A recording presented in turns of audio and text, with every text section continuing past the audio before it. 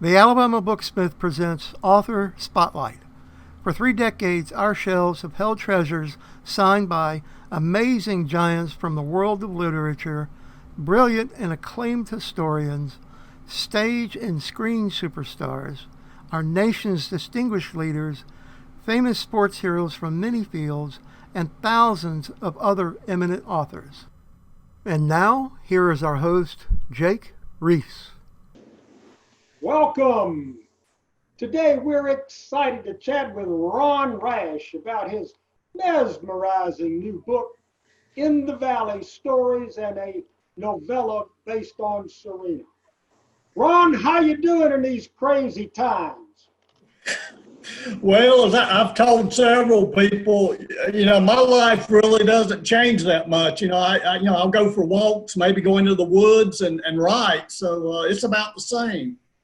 Well, one good thing, that gives you time to write. We ought to have 3 or 4 more new books coming soon. Don't bet on that. I'm slowing down, Jake. I'm not like you. Come on, don't slow down. We need another half dozen. You owe us a half dozen. Come on, man. Whoa. Well, as Dr. Samuel Johnson once said, that's a triumph of hope over experience. Amen, brother. We sure appreciate you spending part of the afternoon with us. And by way of an introduction to our audience, Ron Rash is not only a best-selling and award-winning author, but he is in that elite atmosphere of those known as a writer's writer. And as evidence to back up that claim, a few decades ago at a private brunch for Pat Conroy during a book conference on Jekyll Island, Pat grabbed me, and when the world's greatest storyteller grabs you, you pay attention. Pat told me this young kid was a superstar, and boy, was he right. A few years later, Pulitzer Prize winner Rick Bragg opened his book, The Most They Ever Had, with a Ron Rash poem.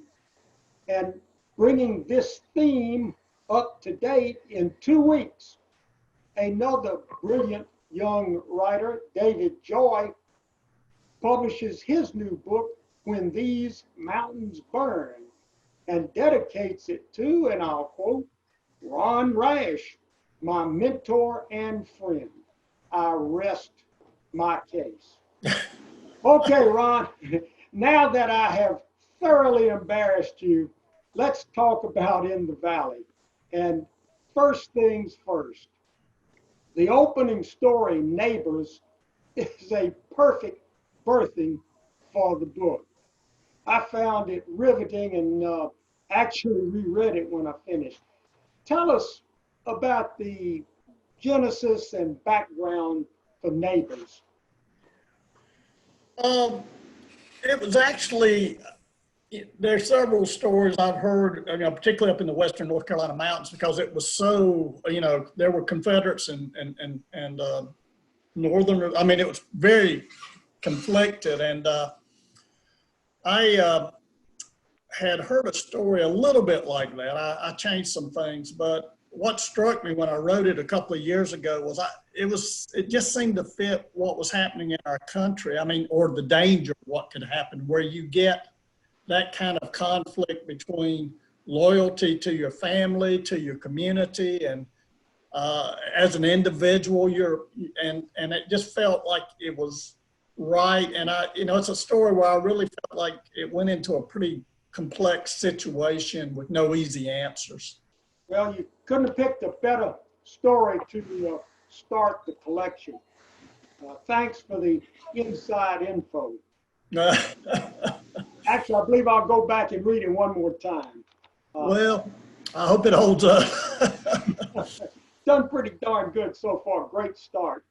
I know every diehard Ron Rash fan wants to know your decision-making process as to what's next. In case anyone's counting, In the Valley is your 7th collection. You have published 7 books of poetry and exactly 7 novels. does your editor call and say, hey, Ron, how about sending us a novel? Or, hey, it's poetry time. Or does your muse whisper in your ear and suggest short story, short story? Yeah. How do you know what's coming next? Or how do you make that decision?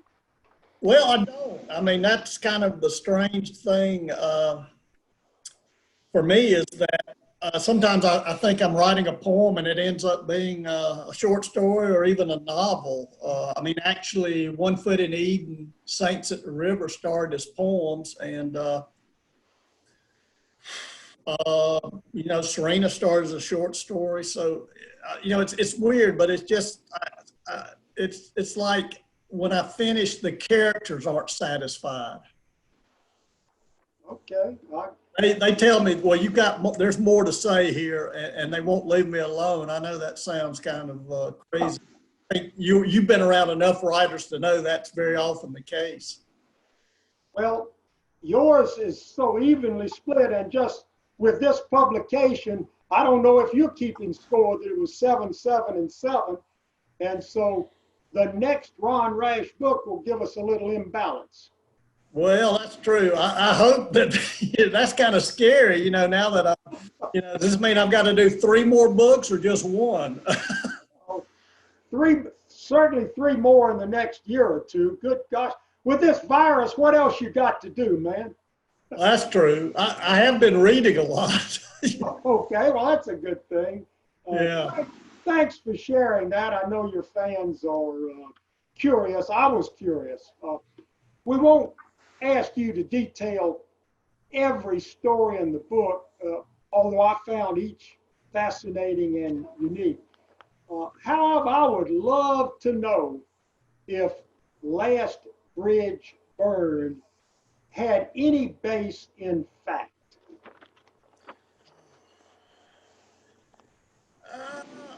Yeah, I would say the guy who runs the service station in some ways is like my uncle, but as far as who she really turns out to be, that was one where I just thought, you know, it's weird. I thought of Lucinda Williams and some of those kind of hard living great songwriters, and I just imagined what would it be like that would turn someone around, what sort of person could say something to a young person, such as a young woman, and turn her life around. A man who's not particularly good man, and I guess that kind of ties into a lot of my characters. I think a lot of my characters are in kind of tough situations, but I think they tend to sometimes Faulkner once said that he thought most people were a little bit better than their circumstances might allow. And I felt like in that story, we see a side of this pretty tough, cynical man that I think, as I say, reminded me some of my uncle. But after that, no one from Nashville came calling. I just wondered if you were basing it on a specific songwriter. I found it, I loved it. It's just terrific. And I know all Ron Rash fans are going to jump around or probably look at the titles and say, oh, that sounds good. I wonder, instead of me hand picking, I'll pick one more. How about telling me the genesis and telling our audience the genesis, or if there's any fact to the belt? I love that. Great story. Yeah, that just felt like the right story to finish with. I'm glad you liked it. That's a story. Actually, about 15 years ago, I heard a story about a man who had saved a child by actually doing what he does with the belt in that story, and it just has stayed with me. And I have my first grandchild now. And, you know, knowing the child was coming, I think that story, as a grandfather, I thought how would a grandfather show his ultimate love for his grandson? And I think that story does that. Yeah, it was a story that there was a flood. There actually was a flood like that in 1916 in the North Carolina mountains. And there were a large, I think it was over 50 people were killed. It was a devastating flood. So that is historical. I see. You had the grandfather influence to give you a hand with that story. Also, I did not realize that. Come on, I almost want to have you go through each story, but I won't do that. Like every Ron Rash fan, and I know I've been nagging you to do something more with Serena. I've been begging for another dose. What was your motivation for finally bringing back my favorite character in all the world of fiction? How in the world were you motivated to give us more Serena? Well, it took a few years for me to get over her. She frightened me so much, I wasn't sure if I wanted to write about her or not. Yeah, I didn't want to do that kind of thing where it's like Ghostbusters Part 2. So I really didn't want to do that, but I thought, I've never written a novella, but I really admire that form. There's some wonderful Ponderheart by Eudora Welty, Dennis Johnson's Train Dreams, Faulkner's The Bear. And I love those, I love that form, but I'd never really attempted it. And this book felt like, okay, this will be my chance to do something that's not a novel, but will be a pretty full story, more than just a short story. So that fit. But actually what brought me back to Serena, I think, was as much the story of Ross, the timberman in that story. He in Serena, he's part of that crew, Snipes' crew, but I always felt there was a lot more to him. And I started to kind of realize that he was someone who'd suffered a great loss. And I kind of ran with it from there and, had so much fun. And, I've got a great editor, Lee Boudreau, and she kept on me, and we really worked hard on that, because writing that story was difficult because you have to put some backstory in for someone, who's not read Serena, but you don't want to bog it down. So we worked pretty hard on that. Well, it sure worked out well, and we're grateful. And I like the way you fleshed Ross out. Do we dare ask, is there any chance of any of those characters showing up again? I don't know. Maybe one of them will step up and tell me. Snipes is always very fun. He's always fun because he tends to be the kind of Shakespearean wise fool. And he entertains me. So, that he would be fun. But I don't know. I think it's time for Serena to stay in Brazil. She comes back last time. I think one of the great things in the story, it makes it more clear that Rachel and the child, I don't want to give away too much, but we feel better about them at the end of the book. I don't want to give it away either, but it was satisfying. Well, good. I'm glad to hear that. Do we dare ask what's next for Ron Rash readers? Oh gosh, I don't know. I'm working on some shorter things right now. I'm not sure yet, Jake. I've got a couple of stories, but we'll see. It's kind of, it really isn't up to me. It either shows up and or not. But I'll do my best now that you put the pressure on me with 3 books. So I guess I'll just have to to live with that knowledge. That's good. It'll keep me working, right? Darn right. We need the books. We have a couple of comments. I continue to embarrass you. Mark says, Ron Rash is my favorite writer. His work is lyrical, thoughtful, and powerful. Nice words. And same guy, Mark, wants to know, what have you been reading during the lockdown? Oh, well, that's a great question. It's interesting because when, now that I'm at the age where I am, I tend to go back and reread more than I read contemporary fiction. And so it's been really kind of fun. I've gone back and read some of my favorite novels, which has been kind of, a wonderful experience. Crime and Punishment again, which, is maybe as really wonderful.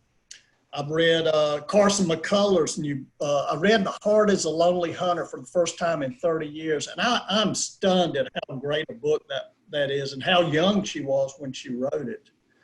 I've been reading some nonfiction on cave art, the story in there about the caves in France during World War II. Let me interrupt that. And how about covering that? I love that. That was fascinating. Well, I've always been fascinated. I've been fascinated with cave art. Probably even since childhood. I can remember seeing pictures and finding something in them that really intriguing. But the fact that somebody, our ancestry, our DNA, 35,000 years ago could create great art. I mean, it really is great art. I just find that amazing. And I've always wanted to write about it. I never could quite figure out how. In a previous book, I've had comments about it, but I really thought one day I don't know, it just came to me, what if a soldier saw that during World War II and all of that horror? How would he react? Would it frighten him more? And to me, I knew I had a story when I realized, what if it doesn't frighten him? Because those are pretty fearsome beasts on those walls. Yeah. Oh, well, I would recommend, I've recommended almost every story for folks to start at, so I guess they can go down the line. But the premise was terrific and also a satisfying read. Earlier in the conversation, we proved to the audience that Ron Rash is a writer's writer. We'd like to take this minute to validate that you are also a collectible writer. The foundation of our store is our Signed First Editions Club, and true literary giants have signed for us over the years, many like old Philip Roth, John Updike, the aforementioned Pat Conroy on more than one occasion. However, with the publication of In the Valley, Ron Rash has become our club's #1 selected author, and there's no greater honor we can bestow. No. Thank you, sir. Well, thank you. Wow. I'm gonna tear up, Jake. Oh, don't cry. Just write another damn book. Yeah, no, that's great, and I think that's one thing that it's independent bookstores that really got me people interested. Your store certainly, and some of the others. So that's always been great, and I just regret that we can't do this personally, but. That's this time. Surely this virus is going away, man. Yeah, I think, well, we just got to get through it. And, as we say, the next book, I'll be down there with you. We're going to count on it. Yeah, but that's a great honor. And I'm glad, it's interesting when you did Serena, I think that was the first book, you were the first bookstore that did that kind of thing. And actually, that book actually ended up the first edition.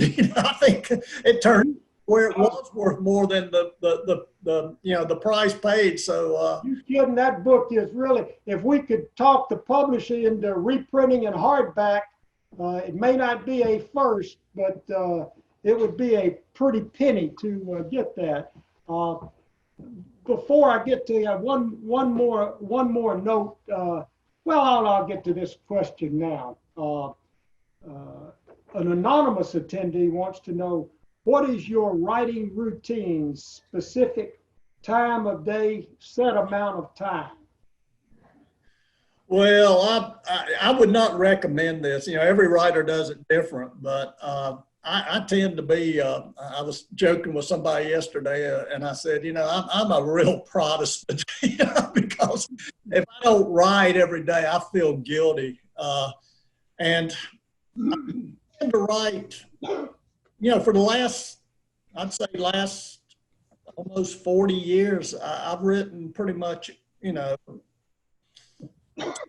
almost every day. And in the last 25 years or so, I'd say I've written 4 to 8 hours a day. Good. Great. That's like work. Yeah. Yeah. I mean, that's, that's the part that my mother-in-law doesn't understand. You know, she thinks I'm just sitting around. I'm teasing. She doesn't think that, but yeah, it is hard work. No, but it's joyful work. And I just feel when I first started writing, you know, I got a few poems in magazines, maybe a story. And I thought, if I can just get a couple of books out, wouldn't that be wonderful, you know, that in your life. So, yeah, but I think, you know, it was very slow for me. I wrote a lot of really bad fiction and bad poetry. And I think that ought to give a lot of people heart because I think it's like, in many ways, it's like anything else. If you're going to be really good, you have to put the work in. I mean, you know, great guitarist puts the work in, and that's not glamorous, but it's, you know, it's kind of what has to be done. So, but yeah, I would say I average now, not as much as I used to, but I would say I get in 4 hours every day. One more, and then we'll close it out. Marlene Wallace Barrett wants to know, when did you know that you wanted to be a writer? Well, that's always an interesting question. I think in some ways, I was showing the symptoms very early on because I like to be by myself. And I tended to spend a lot of time outdoors by myself, imagination. And I was a reader, a voracious reader as a child. But I didn't really try to write till I was a freshman in college, or actually a sophomore in college. You know, it's like I just never, it was strange. You know, I think some of my, you know, my good friend Lee Smith had already written a novel by the time she was 8 years old. But I was slower. But yeah, so I don't, you know, I just knew that I loved books. I knew that, you know, a story I tell, which is absolutely true, is when I read Crime and Punishment when I was 15, and I didn't get that book on the level I would now, but it just took me into a place I'd never been. I mean, it was almost like a dream state. The book was so intense, you know, particularly. So I just thought that's pretty amazing that you can do that with just words, that you can have that kind of effect on someone. And so, yeah, you know, but once I got to college, I started dabbling. And then when I got in my mid-20s, my father died. I think that had a lot to do with it. I just felt like, you know, you gotta make a choice. Do you want to really try to do this or not? And so I tried, and for a long time, it looked like I'd made the mistake, but you know, it was better than not knowing if I could do it. I'd rather fail at it. I've never had a problem with failing at stuff. We won't call you an overnight success then. No, I wasn't that. You know, my first book in New York I was almost 50. Oh, gee, well, this is the last question. Actually, it's more of a comment. Marlene again said she's had the pleasure of hearing you speak a few times and has never forgotten a story you told at Quail Ridge about your grandfather reading Cat in the Hat to you, and when you were growing up. So you've got to get rid of this virus. In your next book, you'll come here in person and tell us the story of your grandfather reading Cat in the Hat to you. Well, it's a great story. I think you already know it, but you want me to give us a synopsis? Give us a synopsis, you bet. Yeah. Well, when I was 5 years old, my grandfather, my parents had gotten me a copy of The Cat in the Hat, and they'd read it to me, I don't know, 20 times. And one day we were at my grandparents' house, and I had the book, and I gave it to my grandfather to read to me. So he set me on his lap, and he started, reading the story, turning the pages, and the cat was getting into, a different kind of trouble. The kids were saying different things, and I thought, well, that's pretty cool, the cat was, looking at, possible jail time. And so I asked him to read it again the next week, and it was different. What I found out, a few years later was that he couldn't read or write. So he had made it up. He was too proud to let me know he couldn't read. So he just kind of made up the story. But that was such a great, moment as far as what imagination can do. Yeah. Well, now that you're a grandfather, we'll hope you'll stay at it for a long time to come. Well, this book, In the Valley, is dedicated to my grandson. I saw that at the dedication. Yeah. We